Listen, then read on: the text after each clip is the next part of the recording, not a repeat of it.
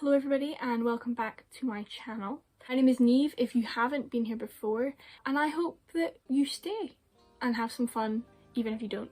Today's video is a video that I am super excited to share with you because it's something that I've been working really hard on and that I'm really passionate about, and it is the start of a series where I analyse different aspects of the 2016 Broadway revival of Falsettos. I have my Falsettos jumper on for the occasion and I've done my makeup to match, so you know, I must mean business. And today in particular, this video, we're going to be diving into my analysis and opinions on the set design for the revival. I'm very excited.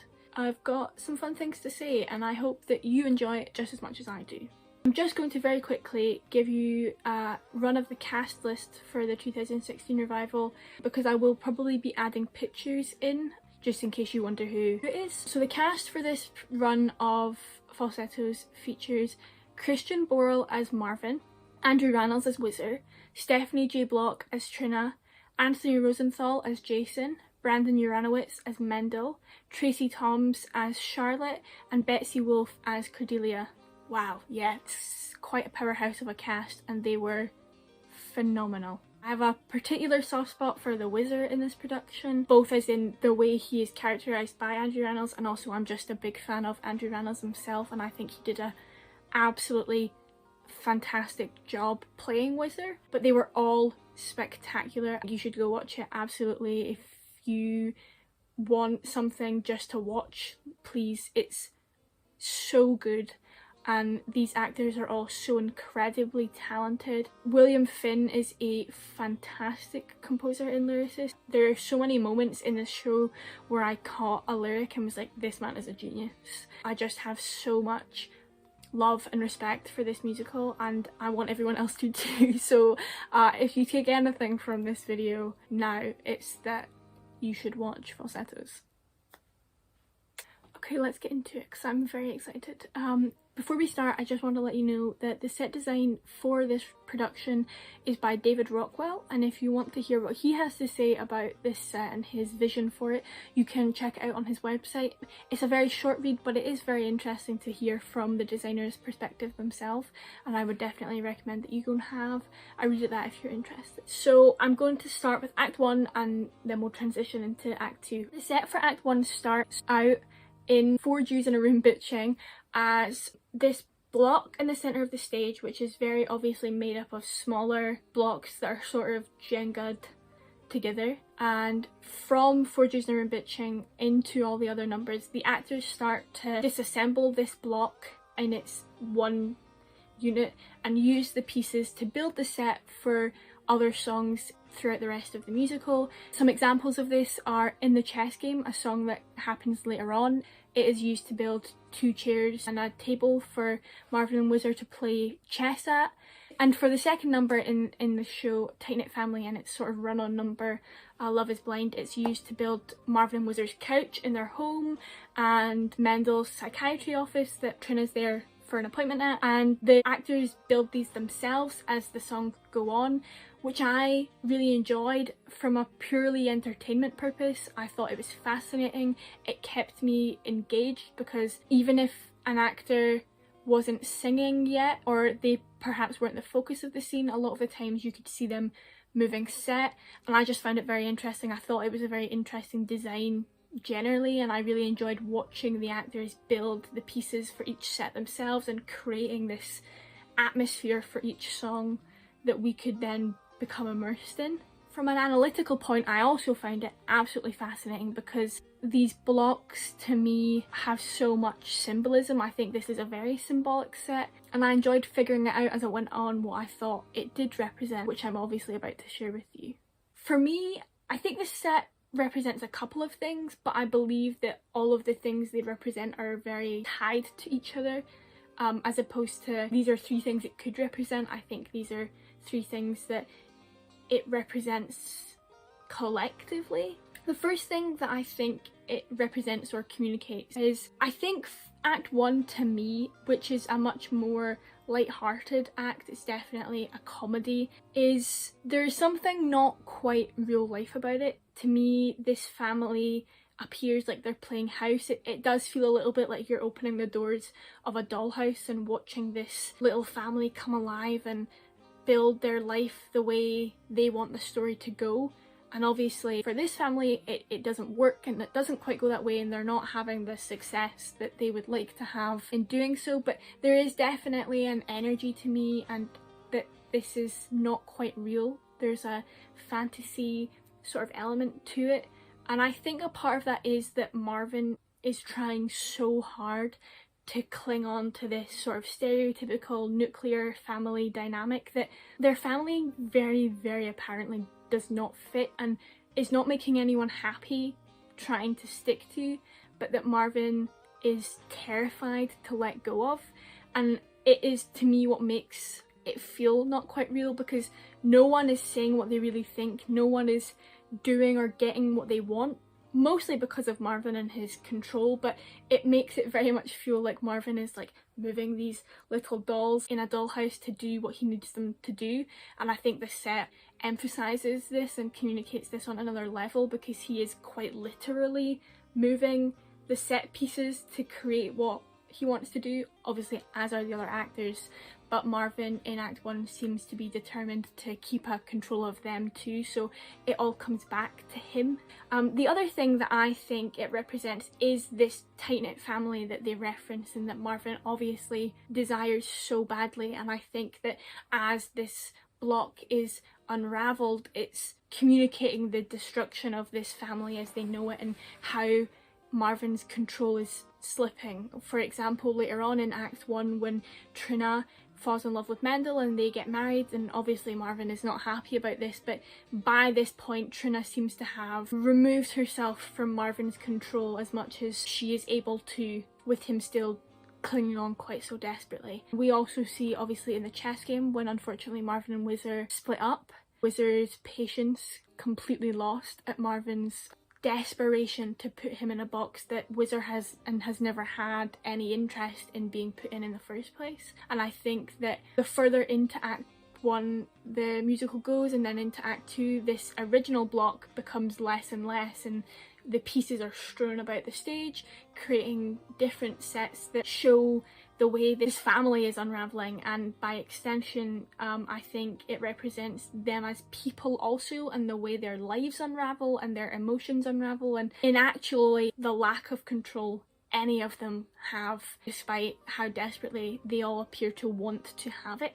I also think there's a really nice nostalgia of this set, because I think although being very different from the original Broadway set design, it has like a nice nod to the original set design, in that in the original Broadway run all of the set, or at least most of it, was on wheels so that the actors could move the set pieces about the stage as they needed.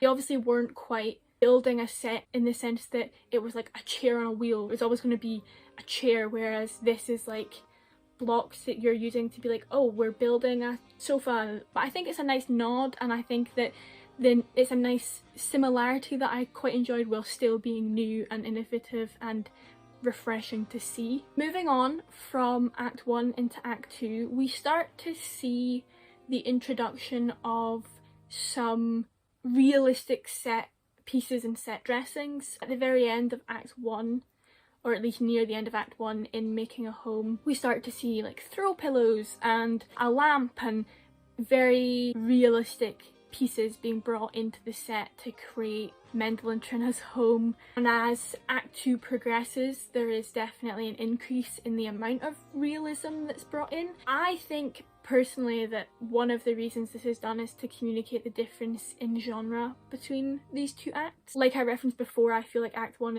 well, start of all, is definitely a comedy, but I think as well is slightly less rooted in realism, whereas Act 2 is very, at least when it was written, was very current. It was exploring a real life current issue of the AIDS epidemic, and it was exploring the destruction and the pain that this was bringing people in New York. And when it was first running, this was pain that people could so vividly identify with. There was people in the audience who would have known and lost people. There would have been people in the crew, Bill Finn himself probably. Like, New York and the theatre community was suffering a terrible, terrible loss and a terrible pain, which made this act, I think, much more realistic. And I think now that we're in a much less painful time in relation to HIV, now that there is treatments that can guarantee people long, healthy lives, it is important to communicate that realism with audiences now who maybe don't inherently feel it in the same way audiences in the late 80s and early 90s would have.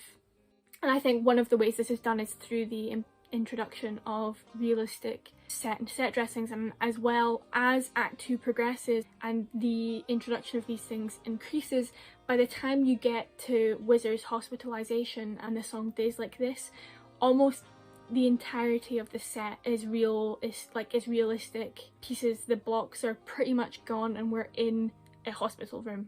It has a proper hospital bed, you know, like the curtain and all of that, and you cannot disengage from what you're watching. You're watching a family lose someone, and you're watching a man lose his life to this horrible, horrible illness that no one understands, and that is just causing this intense amount of grief and injustice. And this very realistic set design, I think, forces the audience to stay engaged and to be aware of the reality of what they're watching, and the fact that this is no longer just a fun musical about a family that's like a bit dysfunctional. Like, we are watching the real world on the stage. Whizzer is Whizzer, but he is also a reflection of the world and the time in which he was created. Other than that, and other than the way this set kind of reflects or does not reflect the real world, there are some very, very interesting uses of the set that play on what I already think it symbolises and communicates, but also just to further explore metaphors. And one of these is in the opening number of Act 2, Falsetto Land, and this song runs into a song called About Time. This makes me sound like a terrible fan, but I can't remember which one this actually happens in because they run together, and I'm a loser and I've forgotten. But they use the blocks to create 3 arches, and Whizzer, Mendel and Marvin stand in the arches and then topple it. To me, I think this was a really interesting way to show the character growth that these characters have gone through between the end of Act 1 and the start of Act 2, but also give a hint to the character growth that we're going to continue to see as Act 2 progresses. And this is them acknowledging the boxes that they've put on themselves and that Marvin has put on them, and breaking out of them and setting out for this growth, no longer subscribing to what have ultimately been really harmful ideals for them and the people that they love.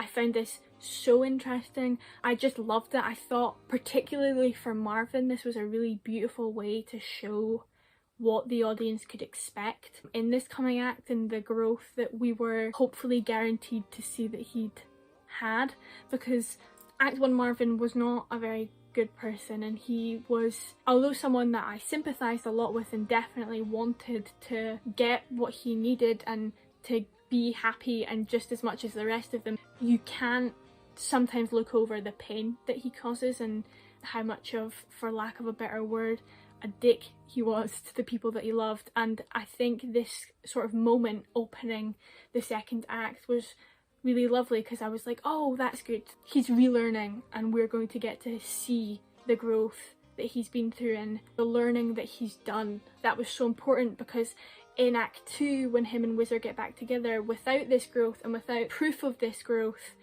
there would have been no point in them getting back together, because the relationship would just go right back to where it was, which was not a healthy relationship and was not productive for either of them. But now, comforted with this knowledge that they've both, in their time apart, grown and become healthier people, we can enjoy their relationship more, because it is also healthier, and we can expect that from them and not be concerned about this control that seems to have been so suffocating in Act 1. And I also think, from again an entertainment point, it really makes the end so much sadder. When you watch the musical more than once, when you see this beautiful moment and everything's so happy and you're like, oh, I'm so glad for them, they've done all this work and they're going to be so happy, and you know how it ends, you're like, ah, they did so good and they worked so hard and it was all taken away from them. I mean, it again is a reflection of the real world and all these people who were just trying to live their lives and be loved and happy and had that completely torn from them in the most horrendous and painful of ways. It's just really horrible to watch. That's it. I really hope you enjoyed this video. I'm very excited to continue the series.